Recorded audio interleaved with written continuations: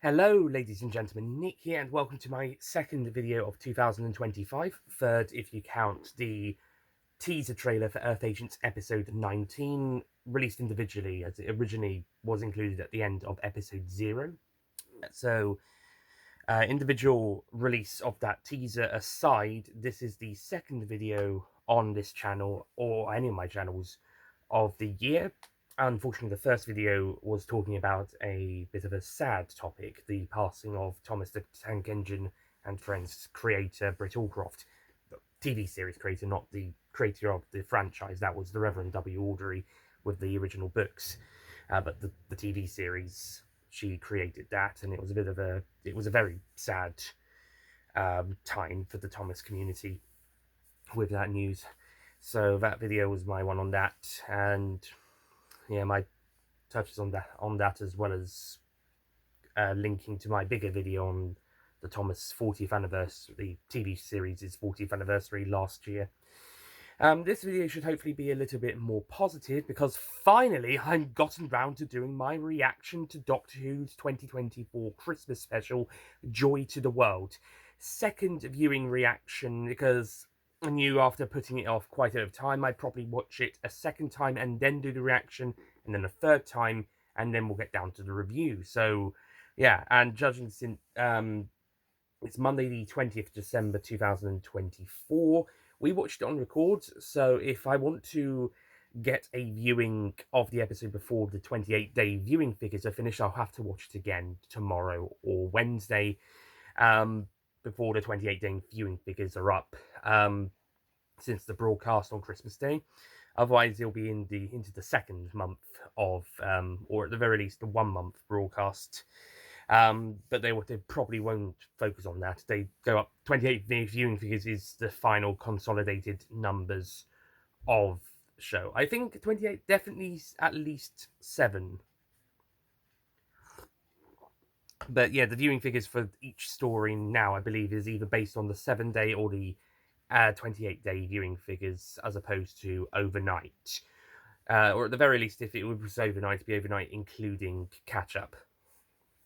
So, yeah, and Joy to the World has been one of the ones that done really well over the last 2 years. Yeah,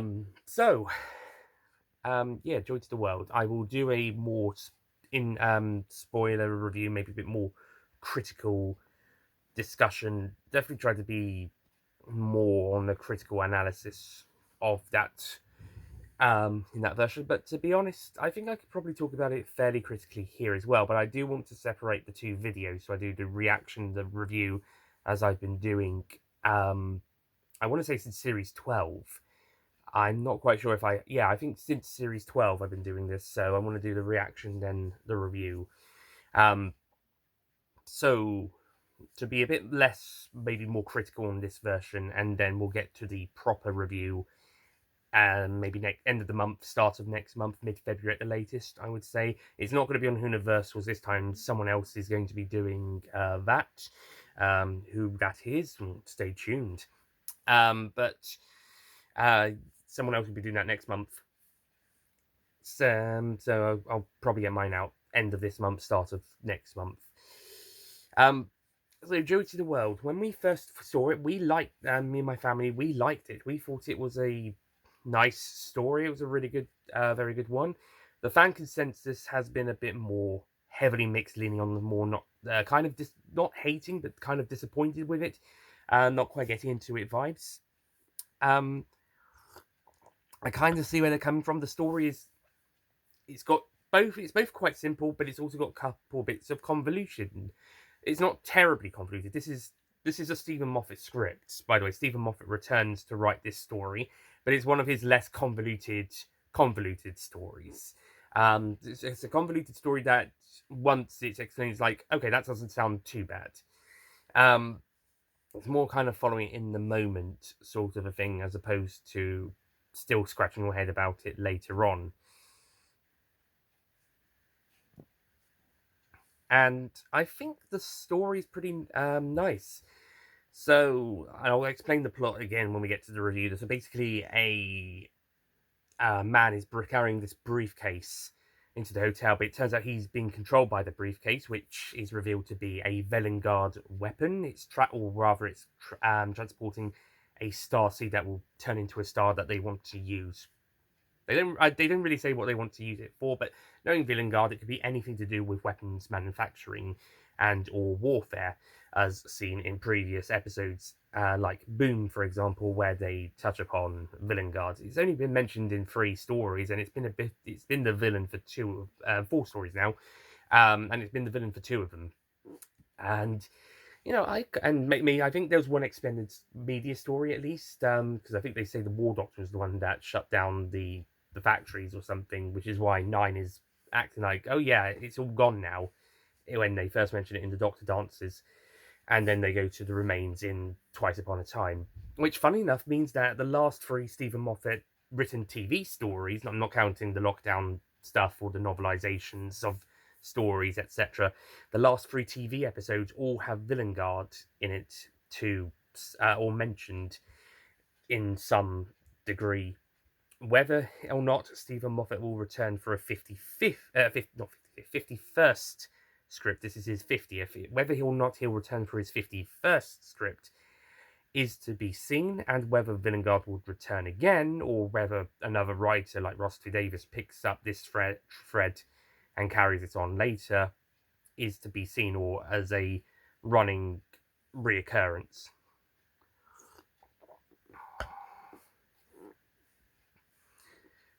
So Velengard want to activate this sort of seed thing to use for something, but it needs to swap from person to person. And after going through a couple people, including a Silurian played by Sherlock's Jonathan Ayres, then it connects onto the guest companion of the episode, Nicola Coughlan's Joy. And the episode is partially about the Doctor and her trying to stop it, and the Doctor trying to get its influence away from her. But we've also got a bit of a story where the Doctor has to spend a year in Joy's room whilst his future self, not another incarnation from the future, like a future version of the same incarnation, after spending a year on Earth, they then come back, and then they come and take Joy to the future and leave their past self to go and have a year on Earth. And we have about 10 minutes of the Doctor being on Earth, akin to the Power of 3, where they have to live out a year, this time hanging out with a woman called Anita, who runs the hotel that Joy is staying in, and coming very friendly with her. This might actually be the highlight of the episode, these scenes with the Doctor living on Earth, doing stuff that the 11th Doctor noticeably would do, and 12th Doctor. 11th and 12th Doctors would noticeably do, with just updating modern stuff to be like very more sci-fi and technical, and more like how he would do things. And there's a great joke with the plunger about how a Dalek reference with it, and there's a lot of great stuff in that scene. And I think the best bits are definitely with him and Anita trying to be friends, and they're trying to connect with each other on that level as well. It's really nice stuff, and it is a shame it's only in for 10 minutes, but at the same time, it does feel like okay, we are going down a kind of we're slightly distracted from the main plot, but it's still a nice distraction. The episode wants to tell 2 stories, and I think it works well enough. Sorry, that was the new Sonic screwdriver. I got it for Christmas. Well, technically, I bought it and then asked parents to give it to me as a present and send some money over to pay for it. But yes, and then I also bought some of these Sonics for a friend. Well, one of these and then one of the other 2 versions of 15 Sonic. Anyway, yeah, these scenes with Anita were the highlights, I believe, but it did feel like it was a strange diversion of the story from where we were going. Like, you were going this way, and then suddenly you have to branch off, go around the loop, and then hook up back up on again, in terms of like a road or rail analogy. But that's alright, because it provided some of the best stuff in the episodes, as was the Doctor kind of going a bit mean when he was trying to knock off Joy's influence on the briefcase, knock that all off. I found that to be really good, and we heard that there was going to be some scenes where the Doctor was going to be quite mean, and yeah, it definitely felt very much like the 12th Doctor in Last Christmas. Most of the episodes, the Doctor's kind of more. He's got 11th Doctor vibes in this story, much like how Boom, he was definitely channeling the 12th Doctor in that story. And we thought from the clips from shown at Comic Con, they were going to go down more of an 11th Doctor vibe in this story. And for the most parts, yeah, but there are definitely those scenes where he does feel a bit like 12 in this story as well, like that scene there when he's talking to Joy. But mostly he's more on using 11th Doctor vibes, which kind of makes sense. It's one extra story. It's two more stories for the 15th Doctor by Stephen Moffat, and he gets to channel his or two of his three Doctors into each episode, one with 12 vibes and one 11 vibes. If he did do one more story, then maybe we'll get some more Doctor vibes as well.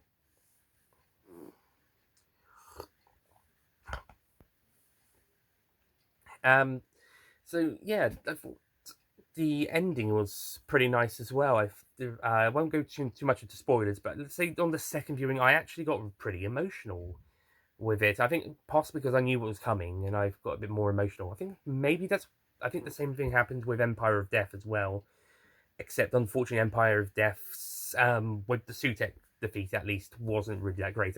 I sort of defend the mother reveal thing, but mainly because I've got a theory about how to, as I mentioned in that review, if you've seen it, how I think it can work whilst also working in with the stuff that wouldn't make sense if Ruby was just a normal human, and putting a pin in that theory until season 2 either confirms it or states something not too dissimilar to it. But until then, or otherwise, I'm gonna defend that scene a bit more.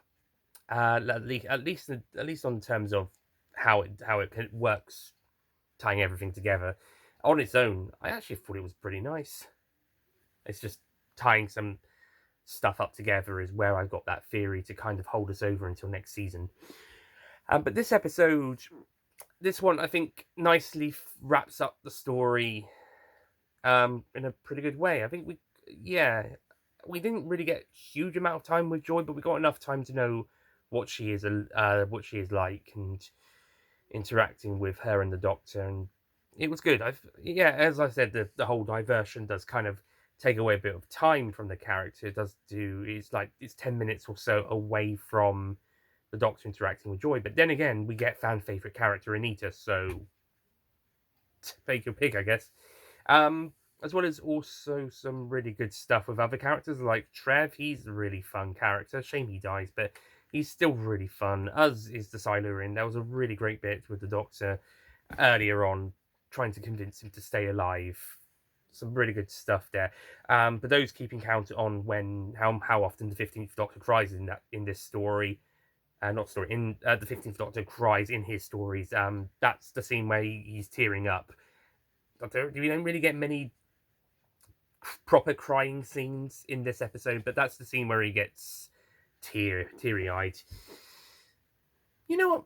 I don't actually mind the 15th Doctor crying. I mean, I suppose if he does overdoing it, he does overdo it, he does then devalue some of the times where it's really emotional, really impactful. But in this episode's case, it works well. I think that was a pretty emotional scene, and I definitely could imagine those. As I mentioned, this story channels a lot of the Doctor channels a lot of his 11th incarnation, a bit of the 12th, and this one I could definitely see that one being a scene with Matt Smith or Peter Capaldi, or later Peter Capaldi, maybe not so much from Series 8, but definitely trying to hold in the Silurian, or even some like maybe the 10th Doctor, for example. It's definitely a scene that would work with most, if not all, of the other Doctors. So, yeah, I think just the added emotional heightness of this Doctor, I say in heightness, the being more emotional, kind of makes it work more in the moment, I guess. I'm starting to ramble now. Which is kind of the point of these reactions and reviews is to get some of these points out there. But again, I don't want to talk too much about it because I will be reviewing it again properly soon. I don't really have any major grievances or gripes against the episode. I suppose it's not like the most fulfilling story in the world, but it's still really good, and I think it handles its stuff quite well. It's definitely a I think it's a fun, enjoyable romp with some really good, strong, emotional moments, but it might not always be the most focused episode with its distractions. But it's still, it's a pretty solid Christmas special. I do prefer Churchill and Ruby Road from last year, so of the 15th Doctor specials, it is the weaker of the current two. Note current, depending on if season 3 gets commissioned. Even if it doesn't, or if it doesn't get commissioned yet, we'll probably still get a 2025 Christmas special or 2026 New Year special. Even if it's just to wrap up this part of the run, or this run in general, depends what happens. But yeah, I'm in confidence that even if there isn't a third series for a bit, there'll still be one more special, maybe specials going forward for a bit, but we'll see how it goes. But yeah, like I said, I'll talk more about it in a review. I'll get more into discussions about it then. This is kind of just getting a couple of thoughts out the way for you guys.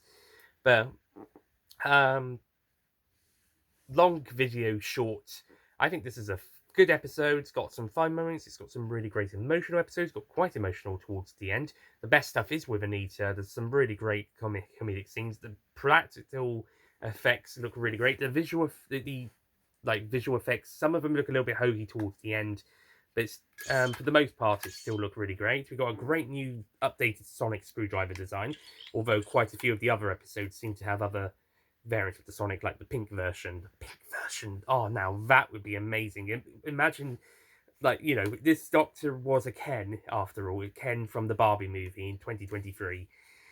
It was great in it as well, by the way. Pink Sonic with a Ken. And also that pink TARDIS for the promotion rounds they had in late 23. Like, come on.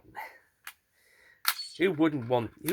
we should definitely have an action figure of Ken Doctor with pink Sonic and pink TARDIS. They did the 13th Doctor Barbie doll. We could at least have a 15th Doctor Ken doll, if not the action figure set of 15th Doctor, pink TARDIS from the Happiness Patrol, pink Sonic. Maybe one of his costumes is pink, or pink on it. Oh, come on. But that's an idea for character options to consider for next Christmas. Although by that point it might be a bit too late. For the end of season 2 might be a bit soon. For sometime later in the year. There we go. Maybe for the Barbie movie's 2nd anniversary in July. But yes, Joy to the World, I found it to be a really good episode. And I know some people kind of a bit disappointed by it, but I personally think it's really good. And we liked it in the at home. We thought it was a pretty fun one. And yeah. And in terms of my rankings of the Stephen Moffat Christmas specials, all 9 of them, I'm leaning to 2nd place. I was considering 3rd, but after thinking about it, after seeing it again now, I think I would say it's his 2nd strongest after, and you're going to laugh at this opinion, after the return of Dr. Mysterio from 2016. Yeah, my favourite Stephen Moffat Christmas special is the one with the superhero and the aliens who take off half the faces, and it reveals that there's some alien brains inside of them. They were introduced in the previous Christmas special, The Husbands of River Song, which is my 3rd place contender, by the way. Although I do defend parts of Time of the Doctor, but I think that story could have been even better if they took out some really bad bits in there. So that one's 4th. I think Last Christmas would go... not Last Christmas. Christmas Carol would go 5th. Then Last Christmas. And then we get to the ones I'm not so keen on. 6, 7, and... Did I say 6? The times 4... Carol's 5, Last 6. And then, okay, bottom 3... Twice Upon a Time's at the bottom, so this is a far better Christmas special than that, and it's a far, if this is the final Stephen Moffat script, it's a far better script than that one, as well as Hellbent, which was teased as to be the final Moffat script at that time before he stuck around. Well, actually, no, that was Husbands of River Song. It's better than that as well, as I've just mentioned. And then he decided to stick on. And I think Time of the Doctor was initially also going to be one of his last ones, but he stayed on to do Capaldi. So I think this is his strongest of the stories he said were going to be his last scripts. So if he ends up standing by that, at least in the TV episodes department, if he stands by that this time round, then he's ended on his strongest last story that he said would be his last story. Although don't be surprised if he does come back again. Outside of the TV episodes, he's done the novelizations and lockdown stuff, and probably some other bonus things as well. So, yeah, you can't keep a good man down. So yeah, and also back to that Christmas specials, Stephen Moffat's Christmas specials ranking. Doctor Widow in the Wardrobe would actually go 7th. That's not my second least favorite. That honor goes to the Snowmen, or dishonor, I should say.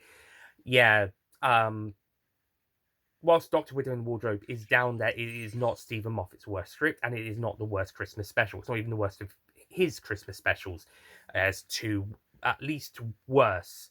I probably would rank all of the Russell ones above it though, and all of the New Year specials.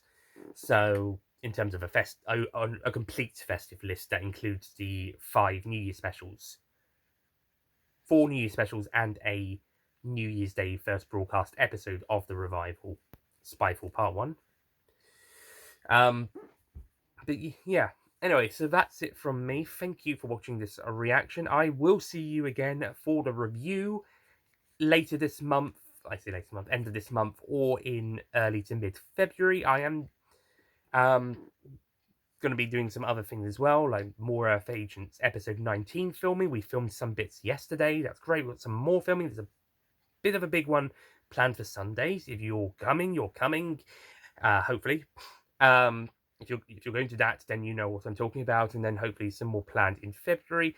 And I will be back on Universals again soon. I have an idea of what my next video, or at the very least my February video, if I don't do one this month, is going to be. And hopefully there'll be some more content on there as well. We've had a bit of time out as well, so it's only a few videos over since the end of the season 1 reviews. So I've been on a bit of a break since then, and then other members have been kind of a bit of on a break, or one video now and again. But should have some stuff start rolling out again soon there as well, and on Toons, including in the upcoming Spearhead from Space BFI screening and member meetup video, and also one for the Savages, which is going to be at the end of February, but we'll probably have the video up in March. So a couple of good stuff to look forward to, even if we don't know what all of it will be yet. So yeah, in the meantime, thank you for watching, and I'll see you guys next time. Goodbye.